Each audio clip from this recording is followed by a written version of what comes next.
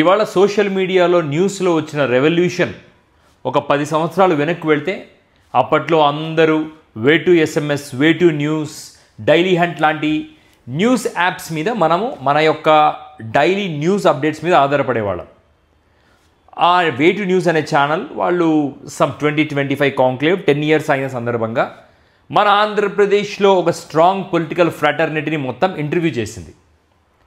ఆ ఇంటర్వ్యూలో వైఎస్ఆర్సీపీ నుంచి బుగ్గన రాజేంద్రనాథ్ రెడ్డి గారు అండ్ సజ్జల రామకృష్ణారెడ్డి గారు మాట్లాడితే, ఇటు తెలుగుదేశం పార్టీ తరఫున నారా చంద్రబాబు నాయుడు గారు దానికి అటెండ్ అవ్వడం జరిగింది. And he has been interviewed by a senior journalist called Ramesh కందుల.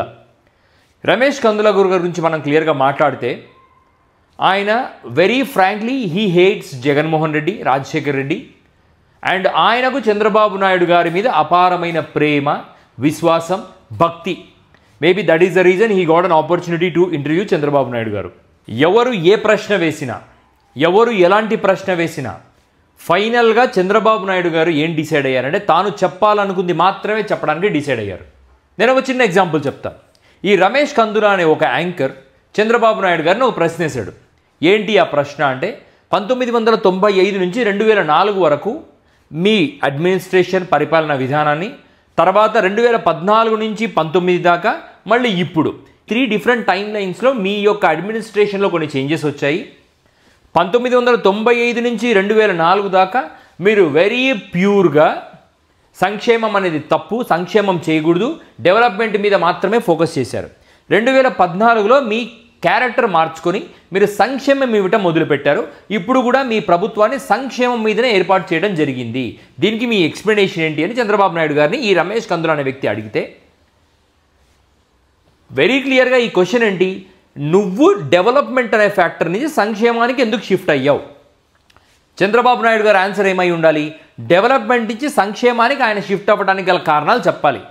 ప్రజలు మన దేశంలో కరెక్ట్గా లేరు, లేదా మన చివరి వరకు ప్రతి పేదవాడికి బెనిఫిట్స్ అందట్లేదు, ఒక సెక్షన్ మాత్రమే లాభపడుతుంది, లేదా రాజశేఖర్ రెడ్డి అనే వ్యక్తి మధ్యలో రావటం వల్ల, ఆ వ్యక్తి సంక్షేమం ఇంట్రడ్యూస్ చేయటం వల్ల ఆ వ్యక్తి గెలవడం జరిగింది, ఆయన నేను కాపీ చేయటం వల్ల నేను కూడా సంక్షేమం అనే పాయింట్ తీసుకోవడం జరిగింది.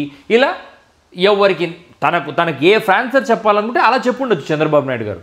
కానీ చంద్రబాబు నాయుడు గారు స్ట్రైట్ అవే తీసుకున్న పాయింట్ ఏంటంటే, 1995లో 1992లో ఇండియాలో ఆర్థిక సంస్కరణలు మొదలయ్యాయి.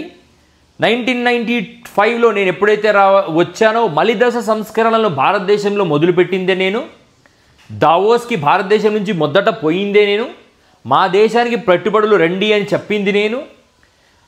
ఆ టైంలో నేను స్ట్రిక్ట్గా పరిపాలన సాగించింది నేను ఒక ఎకానమిస్ట్ని. టోటల్ ఫర్టిలిటీ రేటు, అప్పట్లో పిల్లల్ని కనద్దని చెప్పింది నేను. మళ్ళీ ఇప్పుడు పిల్లల్ని కనమని చెప్తున్నాను. ఎందుకంటే మన దేశంలో వర్క్ ఫోర్స్ తగ్గిపోతుంది. వర్క్ ఫోర్స్ తగ్గిపోవడం వల్ల ప్రొడక్టివిటీ తగ్గిపోతుంది. 2047 దాకా వర్క్ ఫోర్స్ అందుబాటులో ఉంటుంది. 2047 తర్వాత వర్క్ ఫోర్స్ అందుబాటులో ఉండదు. రీప్లేస్మెంట్ రేటు అంటే ఒక భార్యాభర్త పిల్లలు కనటానికి తన లైఫ్ టైంలో 2.1 మంది పిల్లల్ని కంటే దేశ జనాభా నియంత్రణలో ఉంటుంది లాంటి మాటలు చెప్పాడు. ఇప్పుడు నేను చెప్పింది మీకు ఏదైతే అర్థం కాలేదో, సిమిలర్లీ చంద్రబాబు నాయుడు గారు చెప్పింది ఎవరికి అర్థం కాలేదు, ఇంక్లూడింగ్ ఆ రమేష్ కందుల. అర్థమై ఉంటే అతను రూమ్కి వెళ్ళి పటాపటా కొట్టుకోవాలి ముఖం మీద. అంత డిల్యూజనల్గా మాట్లాడాడు చంద్రబాబు నాయుడు గారు. ఒక స్క్రిప్ట్ రాసుకున్నాడండి చంద్రబాబు నాయుడు గారు. నేను ఐటీ గురించి మాట్లాడాలి, నేను క్వాంటమ్ కంప్యూటింగ్ గురించి మాట్లాడాలి, data lakes, data centre, AI, artificial intelligence, administration, last mile connectivity, ఇలా ఒక 20 టర్మ్స్ వాటి యొక్క డెఫినేషన్స్ తెలుసుకొని తన జీవితకాలం సీఎంగా చేసిన ఎక్స్పీరియన్స్ అన్నిటిని క్లబ్ చేసి తనకున్న మీడియా మ్యాన్ పవర్తో తను ఏం చెప్పాలనుకుంటున్నారో అదే చెప్తున్నాడు. సంక్షేమము ఎందుకు అవసరము అన్న విషయానికి నేను సమాధానం చెప్తాను. పని చేసిన వాడికి మనం డబ్బులు ఇవ్వాలి, పని చెయ్యాలి, డబ్బు సంపాదించాలి, ఉచితాలు మంచివి కావు అని మీరు చెప్పడం జరుగుతుంది. సరే, ఉచితాలు మనం ఇవ్వద్దు, ప్రతి ఒక్కడికి పని కల్పించాలి. ప్రతి ఒక్కడికి పని కల్పించేంత కెపాసిటీ ప్రభుత్వానికి ఉందా? లేదా ప్రతి కల్పించిన పని వల్ల వస్తున్న బెనిఫిట్స్, వస్తున్న డబ్బు వాళ్ళ జీవితాన్ని నడపటానికి సరిపోతుందా? బ్రిటిష్ కాలం నుంచి ఈరోజు వరకు తీసుకుంటే మన దేశంలో ఒక జాతి ఒక కులం కాకుండా కొన్ని వేల కులాలు రిలీజియన్స్ ఉన్నాయి. అన్ని కులాలకు అన్ని మతాలకు సమానమైన అవకాశాలు కల్పించబడ్డాయా ఈ దేశంలో? అసలు రమేష్ కందులకు కానీ సీఎం చంద్రబాబు నాయుడు గారి కానీ అర్థం అవ్వాల్సిన విషయం ఏంటంటే, ఈ దేశం చారిత్రాత్మకంగా మనం ఈ దేశపు డేటా తీసుకుంటే అన్ని వర్గాల వాళ్లకు సమానమైన అవకాశాలు కల్పించబడ్డాయా ఈ దేశంలో? అందరికీ రాజ్యాధికారం లభించిందా? ఎవడి వరకో ఎందుకు? చంద్రబాబు నాయుడు గారు తన పదవిని తాను ఇచ్చేసి మరొకరికి ఇవ్వగలడా? పార్టీలో ఉన్న ఒక ఎస్సీ సామాజిక వర్గానికో, ఒక ఎస్సీ సామాజిక వర్గం వాళ్ళకో, ఒక ఎస్టీ సామాజిక వర్గం వాళ్ళకో, లేదా ఒక బీసీ సామాజిక వర్గం వాళ్ళకో ఆంధ్రప్రదేశ్ ముఖ్యమంత్రి పదవిని ఇవ్వగలడా? లేదా పవన్ కళ్యాణ్ తన డిప్యూటీ సీఎం పదవిని ఇతర కులాల వాళ్లకు రెల్లి కులస్తులకు ఇవ్వగలడా? లేదా జగన్మోహన్ రెడ్డి ఇతర కులస్తులకు ఇవ్వగలడా? ఎవ్వరు వాళ్ళ పదవుల్ని మరొకరికి ఇవ్వరు. మరి అన్ని కులాలకు అన్ని మతాలకు సమానమైన అవకాశాలు ఇక్కడే రాజకీయంగానే లేనప్పుడు ఆర్థికంగా ఎటువంటి అవకాశాలు కల్పించబడతాయో అర్థం కాని స్థితిలో ఆంధ్రప్రదేశ్ ప్రజలు లేరు. ఉచితాలు అని చెప్పబడుతున్న విషయాలు ఏవైతే ఉన్నాయో అవి ఉచితాలు కాదు. సమాజానికి డబ్బున్న వర్గము లేదా అధికారంలో ఉన్న ప్రభుత్వాలు సమాజంలో లాస్ట్ మైల్లో ఉన్న పేదవాళ్లను అప్లిఫ్ట్ చెయ్యటానికి పెడుతున్న పెట్టుబడి.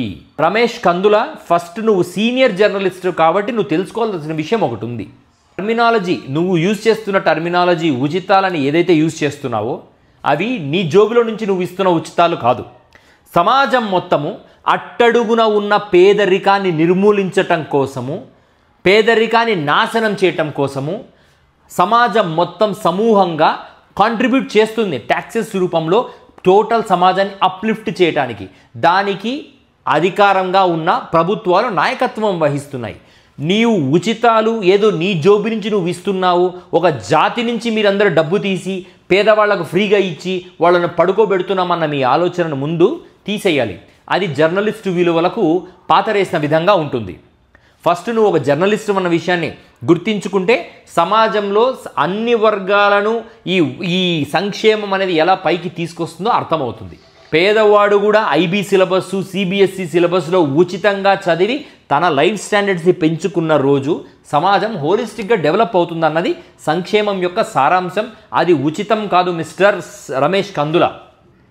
నీ భజన, నీ చిడతలు కొట్టుకునే భజన లాంటి విషయాలు అవన్నీ నువ్వు ప్రైవేట్గా నీ యూట్యూబ్ ఛానల్లో చేసుకోవాలి. కానీ పబ్లిక్ ప్లాట్ఫామ్లో కూర్చున్నప్పుడు ప్రజలను అవమానపరిచేలా ఉచితాలు అంటూ terminology వాడద్దు.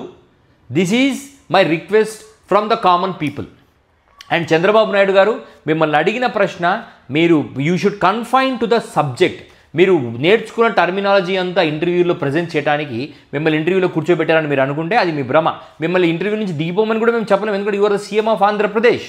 And finally but not the least, ఎందుకు పవన్ కళ్యాణ్ ఇటువంటి కాంక్లేవ్స్కి రాడో పవన్ కళ్యాణ్కే తెలియాలి. నా కంక్లూజన్ ఏంటంటే పవన్ కళ్యాణ్కి ఇటువంటి కాంక్లేవ్స్ అసలు ఫేస్ కూడా చేయలేడు. Zero subject knowledge with zero efforts with 100% publicity stunt master.